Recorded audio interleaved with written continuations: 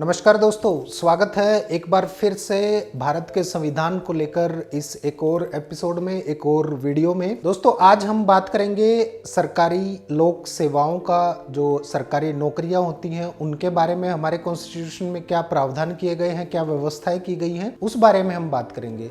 दोस्तों, लोक सेवाएं, जिनको हम सरकारी नौकरी भी कहते हैं, भारत के संविधान के आर्टिकल 16 के अंतर्गत भारत देश के किसी भी नागरिक के बीच कोई भी सरकारी नौकरी या लोक सेवा में धर्म, मूल, वंश, जाति, लिंग, जन्म स्थान या निवास के आधार पर कोई भेदभाव नहीं किया जा सकता। किसी भी व्यक्ति से उसके निवास के स्थान पर भी ऐसा भेदभाव नहीं किया जा सकता। अगर कोई व्यक्ति तमिलनाडु का रहने वाला और उस व्यक्ति ने उत्तर प्रदेश में किसी सरकारी नौकरी की परीक्षा में भाग लिया है, कोई परीक्षा दी है, तो इस प्रकार भाग लिया जाना भारत के संविधान के आर्टिकल 16 के अंतर्गत संवैधानिक है। उस व्यक्ति को यदि परीक्षा में भाग लेने से रोका जा रहा है तो भारत के संविधान के आर्टिकल 16 का अतिक्रमण या वॉयलेशन हो रहा है, क्योंकि वो एक व्यक्ति का मूल अधिकार है और अवसर की समानताओं को संपूर्ण भारत के नागरिकों के लिए समान रूप से खोला गया है। दोस्तों, राज्य के अधीन किसी पद पर नियोजन या नियुक्ति से संबंधित विषयों में नागरिक के लिए अवसर की समानता भारत के संविधान के आर्टिकल 16 में निर्धारित की है। इस आर्टिकल के भाग 2 के अनुसार राज्य के अधीन किसी भी नियोजन या पद के संबंध में केवल धर्म, मूल, वंश, जाति, लिंग या जन्म स्थान या निवास, इनमें से किसी भी आधार पर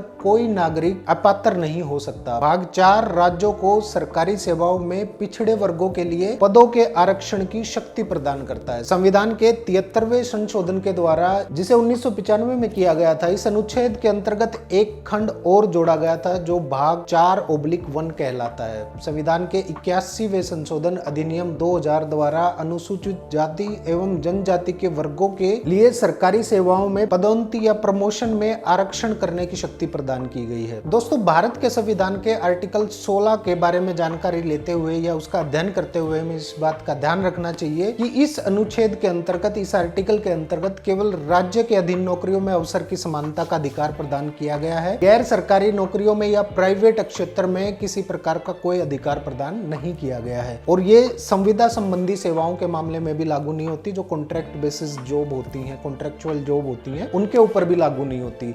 उदाहरण के लिए, अचेतन बनाम केरल राज्य के मामले में एक प्रार्थी को सरकारी अस्पताल में दूध की सप्लाई का ठेका सरकार ने दिया था, लेकिन बाद में रद्द कर दिया गया और दूसरे को दे दिया गया, जो कि एक सरकार की ही सरकारी संस्था थी। कोर्ट ने इस मामले में निर्णय दिया कि सरकार उत्तरदायी नहीं थी, क्योंकि ठेकेदार को ठेका संविदा अधिनियम के तहत दिया गया था और वो कोई लोक सेवक नहीं था। किसी व्यक्ति को ठेका देना आर्टिकल 16 के अंतर्गत नियोजन नहीं माना जा सकता। प्राइवेट नौकरियों के संबंध में आर्टिकल 16 लागू नहीं होता। आर्टिकल 16 राज्य को पूर्ण अधिकार देता है कि वो लोक सेवाओं के लिए आवश्यक योग्यताओं के मापदंडों को निर्धारित करे। राज्य द्वारा निर्धारित योग्यताओं में मानसिक योग्यता के अतिरिक्त शारीरिक पुष्टि, अनुशासन, नैतिक स्तर और जनहित, ये सब भी सम्मिलित किए जा सकते हैं। जिन नौकरियों में तकनीकी ज्ञान की आवश्यकता होती है, उसके लिए तकनीकी योग्यताएं निर्धारित की जा सकती हैं। अभ्यर्थियों के लिए पूर्व चरित्र आदि के बारे में विचार किया जा सकता है, उसको लागू किया जा सकता है कि पुराने